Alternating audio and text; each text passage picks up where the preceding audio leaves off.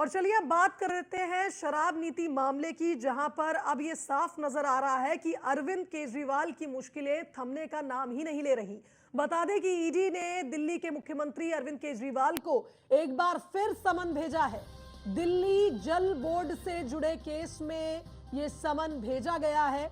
18 मार्च को ईडी ने एक बार फिर अरविंद केजरीवाल को बुलाया है। इससे पहले आप देखिए, कल राउज एवेन्यू कोर्ट ने बुलाया था, जहां पर अरविंद केजरीवाल पहुंचे थे, अग्रिम जमानत उन्हें दी गई। और अब एक बार फिर ईडी ने समन जारी किया है। दिल्ली जल बोर्ड से जुड़े केस में यह समन दिल्ली के मुख्यमंत्री अरविंद केजरीवाल को भेजा गया है। 18 मार्च यानी कल ईडी ने एक बार फिर अरविंद केजरीवाल को बुलाया है पूछताछ के लिए।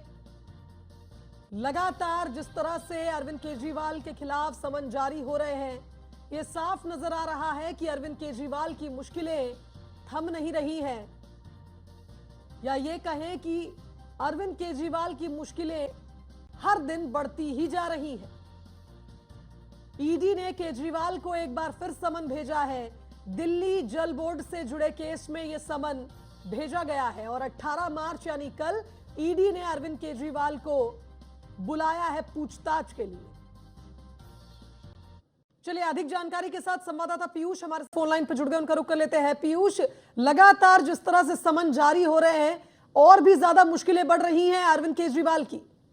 बिल्कुल, अगर हम बात करें तो दिल्ली के मुख्यमंत्री अरविंद केजरीवाल की कथित दिल्ली शराब नीति मामले में लगातार मुश्किलें बढ़ रही है और इस केस में ईडी लगातार कहीं न कहीं जांच कर रही है और एक के बाद एक कई जो समन है वो कहीं न कहीं दिल्ली के मुख्यमंत्री अरविंद केजरीवाल को भेजा गया और आज 9वां समन जो है वो ईडी की ओर से दिल्ली के मुख्यमंत्री को भेजा गया है और 21 मार्च को पेश होने के लिए कहा गया है। इसके साथ ही एक और समन जो जानकारी मिल रही है फिलहाल सोर्सेस के हवाले से कि एक और समन जारी किया गया है और ये जो समन है ये दूसरे मामले में ही, यानी कि दिल्ली जल बोर्ड से संबंधित मामले में ये समन भेजा गया है और उन्हें 18 मार्च को इसके लिए बुलाया गया है।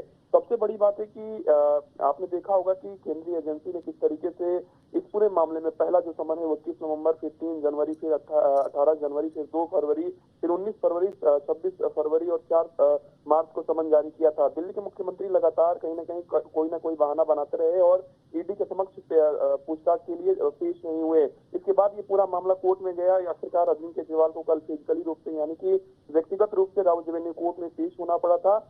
हालांकि थोड़ी बहुत राहत अरविंद केजरीवाल को जरूर मिली कि उन्हें जमानत मिल गई, लेकिन सबसे बड़ी बात है कि वो जो जमानत है वो ईडी के समन के उल्लंघन के मामले में मिली थी, यानी कि शराब नीति से जुड़े हुए मामले में अभी भी जो सुनवाई है वो जो जांच है वो चल रही है और एक के बाद एक कई जो समन है वो जारी किए हैं। हालांकि आम आदमी पार्टी की ओर से लगातार आपने देखा होगा कि जब भी दिल्ली के मुख्यमंत्री अरविंद केजरीवाल को कोई समन जारी किया जाता है तो कहीं न कहीं केंद्र सरकार की कहा जाता है कि केंद्र सरकार ईडी और सीबीआई का दुरुपयोग कर रही है और इस मामले में दिल्ली के मुख्यमंत्री के पक्ष में जो दिल्ली सरकार की मंत्री हैं आतिशी, उन्होंने बकायदा प्रेस कॉन्फ्रेंस की। उन्होंने ये भी कहा कि दिल्ली जल बोर्ड के इस मामले के बारे में कोई नहीं जानता, ये समन इसलिए भेजा जा रहा है क्योंकि प्रधानमंत्री को शक होने लगा है। तो यानी कि एक तरीके से केंद्र सरकार को घेरने का प्रयास दिल्ली सरकार की मंत्री की ओर से किया गया। सबसे बड़ी बात है कि इस दौरान तमाम बीजेपी के नेताओं की अगर हम बात करें तो बयान आने शुरू हो गए हैं और बीजेपी नेताओं का कहना है कि कानून अपना काम कर रहा है, लेकिन अफसोस है कि दिल्ली के मुख्यमंत्री कानून का सम्मान नहीं कर रहे हैं, कानून से भाग रहे हैं। केजरीवाल हमेशा से बेचारा पॉलिटिक्स करते हैं, यानी कि कहीं न कहीं खुद को बेचारा दिखाने का प्रयास करते हैं। तो निश्चित रूप से अब देखने वाली बात होगी कि दिल्ली के मुख्यमंत्री अरविंद केजरीवाल इस 9वें समन के बाद ईडी के समक्ष पूछताछ के लिए पेश होते हैं या नहीं होते हैं। आपने देखा कि एक के बाद एक कई जो आम आदमी पार्टी के नेता हैं वो कहीं न कहीं जांच के घेरे में हैं, उनसे पूछताछ हो रही है और कहीं न कहीं अब दिल्ली के मुख्यमंत्री अरविंद केजरीवाल पर ये भी कयास लगाया जा रहा है। तमाम बीजेपी के नेताओं का मानना है कि दिल्ली के मुख्यमंत्री अरविंद केजरीवाल कहीं न कहीं गिरफ्तार भी हो सकते हैं। बिल्कुल पीयूष, आप भी उसी पॉइंट पे पहुंचे हैं जो मेरा अगला सवाल है कि जिस तरह से आप देखिए 9वां समन जारी हुआ है और अब तक पूछताछ के लिए एक बार भी अरविंद केजरीवाल कोर्ट नहीं पहुंचे हैं, तो क्या इस बार अगर वो इस समन पर नहीं कोर्ट पहुंचते हैं तो क्या आगे कार्रवाई कुछ इस प्रकार ही होगी? क्या चुनाव से पहले अरविंद केजरीवाल जेल जा सकते हैं? देखिए, दिल्ली के मुख्यमंत्री अरविंद केजरीवाल को ईडी के समक्ष पेश होना है, तो निश्चित रूप से अभी तक वो ईडी के समक्ष पेश नहीं हुए थे और यही कारण है कि ईडी ने कोर्ट का दरवाजा खटखटाया था और आखिरकार अरविंद केजरीवाल को कोर्ट में पेश होना पड़ा था। अब देखने वाली बात होगी कि क्या दिल्ली के मुख्यमंत्री फिजिकल रूप से ईडी के समक्ष पेश होते हैं, यानी व्यक्तिगत रूप से वो ईडी मुख्यालय जाते हैं, या फिर वीडियो कॉन्फ्रेंसिंग का सहारा लेते हैं, और क्या कोर्ट में अगर फिर से सुनवाई होती है तो कोर्ट की ओर से क्या कुछ आदेश दिया जाता है। तो एक बात स्पष्ट है कि अगर दिल्ली के मुख्यमंत्री अरविंद केजरीवाल पाक साफ है तो कहीं ना कहीं उन्हें ईडी के समक्ष पेश होना चाहिए था और कहीं ना कहीं सवालों के जवाब देना चाहिए था। लेकिन जिस तरीके से एक के बाद एक अरविंद केजरीवाल ईडी के करीब 8 समन पर ईडी के समक्ष पेश नहीं हुए, पूछताछ में कहीं ना कहीं उन्होंने भागीदारी नहीं की, तो तमाम जो सवाल है वो कहीं ना कहीं दिल्ली के मुख्यमंत्री अरविंद केजरीवाल पर उठ रहे हैं। अब देखने वाली बात होगी कि क्या दिल्ली के मुख्यमंत्री अरविंद केजरीवाल इस 9वें समन के बाद ईडी के समक्ष पेश होते हैं या नहीं होते हैं। बिल्कुल सही कहा पीयूष, आप बने रहिए हमारे साथ। तो देखिए, एक अपडेट हम आपको देना चाहेंगे। 18 मार्च नहीं 21 मार्च को बुलाया है ईडी ने अरविंद केजरीवाल को। एक और समन जारी हुआ है दिल्ली शराब घोटाले मामले में। ईडी का ये नवा समन है जो अरविंद केजरीवाल के खिलाफ जारी हुआ है। उन्हें बुलाया गया एक बार फिर पूछताछ के लिए। 21 मार्च को उन्हें पूछताछ के लिए ईडी ने बुलाया है। बता दें कि इससे पहले भी 8 बार समन जारी हो चुके हैं, लेकिन एक बार भी पूछताछ के लिए अरविंद केजरीवाल कोर्ट नहीं पहुंचे हैं। कल जिस तरह से उन्हें अग्रिम जमानत दी गई, अनदेखी करने के लिए जो उन्होंने पूछताछ के समन की अनदेखी करी थी, उस पर उन्हें जमानत मिली है, जैसा हमारे संवाददाता ने बताया था। और अब खबरें हैं कि जो नवा समन जारी हुआ है उसमें उन्हें 21 मार्च को पूछताछ के लिए बुलाया गया है। तो अब देखना होगा कि अरविंद केजरीवाल 21 मार्च को पूछताछ के लिए वहां पहुंचते हैं या नहीं पहुंचते हैं, क्योंकि ये लगातार इस पूरे मामले में नवा समन है जो जारी हुआ है।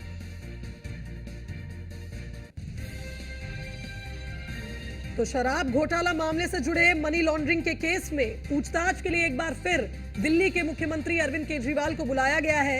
इससे पहले 27 फरवरी, 26 फरवरी, 22 फरवरी, 2 फरवरी, 17 जनवरी, आप ये देखिए कि नवंबर से लगातार इन्हें बुलाया जा रहा है पूछताछ के लिए। 2 नवंबर 2023 से लगातार समन जारी हो रहे हैं, लेकिन अब तक अरविंद केजरीवाल पेश नहीं हुए हैं ईडी के सामने और पूछताछ का हिस्सा नहीं बने हैं। तो चलिए एक बार फिर रुक कर लेते हैं। संवाददाता पीयूष हमारे साथ लगातार बने हुए हैं। पीयूष, जैसा मैं जिक्र कर रही थी कि नवंबर 2023 से लगातार बुलाया जा रहा है अरविंद केजरीवाल को इस पूरे मामले में। उनके अन्य नेताओं की, आम आदमी पार्टी के नेताओं की कई गिरफ्तारियां भी हो चुकी हैं। हाल ही में के कविता को भी हिरासत में लिया गया। तो किस तरह से आगे इस पूरे मामले में कार्रवाई होगी? अगर ईडी के सामने अरविंद केजरीवाल पेश नहीं होते हैं तो आगे क्या कुछ एक्शन लिया जा सकता है?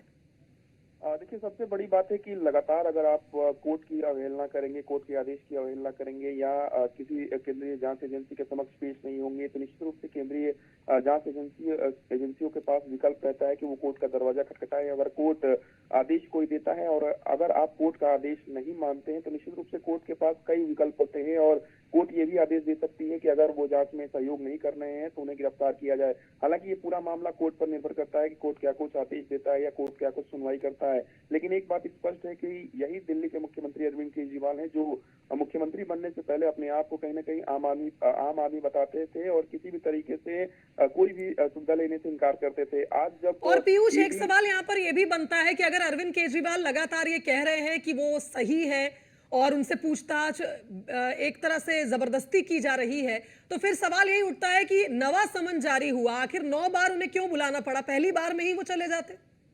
देखिए, सबसे बड़ी बात है कि अगर दिल्ली के मुख्यमंत्री अरविंद केजरीवाल आज समन पर पेश नहीं हुए तो निश्चित रूप से इसका जो मैसेज है वो गलत जाएगा, क्योंकि अगर आप एक संवैधानिक पद पर हैं, अगर आप एक मुख्यमंत्री हैं और आप इस तरीके से अवहेलना करेंगे किसी केंद्रीय जांच एजेंसी के समन की, तो निश्चित रूप से आम आदमी के पास क्या कुछ मैसेज जाएगा। सबसे बड़ी बात है कि लगातार दिल्ली के मुख्यमंत्री अरविंद केजरीवाल ने अपने आप को आम आदमी बताने का प्रयास किया, लेकिन अब कहीं ना कहीं वो ऐसा भाग चुके हैं कि मैं एक मुख्यमंत्री हूं और कई नियम कायदे हैं मुख्यमंत्री को गिरफ्तार करने के लिए। तो निश्चित रूप से अरविंद केजरीवाल लगातार कहीं ना कहीं कानूनी सलाह भी ले रहे हैं, उनकी पूरी लीगल टीम है। लेकिन एक बात स्पष्ट है कि जिस तरीके से आम आदमी पार्टी के तमाम नेताओं से पूछताछ हुई और एक के बाद एक जिस तरीके से दिल्ली के मुख्यमंत्री अरविंद बिल्कुल पीयूष, और अब देखिए देखना होगा कि अब 21 मार्च को अरविंद केजरीवाल ईडी के सामने पेश होते या नहीं होते हैं। बहुत शुक्रिया आपका तमाम बातचीत के लिए। तो चुनावी साल है, लेकिन दिल्ली के सीएम अरविंद केजरीवाल की मुश्किलें हैं कि कम होने का नाम ही नहीं ले रही। कई साथी उनके जेल में हैं, तो दूसरी तरफ अरविंद केजरीवाल को समन पर समन जारी हो रहे हैं। इसको लेकर विपक्ष लगातार हमलावर है। तो सवाल यही है कि क्या 24 के चुनाव में इस उठापटक का असर आम आदमी पार्टी के सियासी कैरियर पर भी पड़ेगा?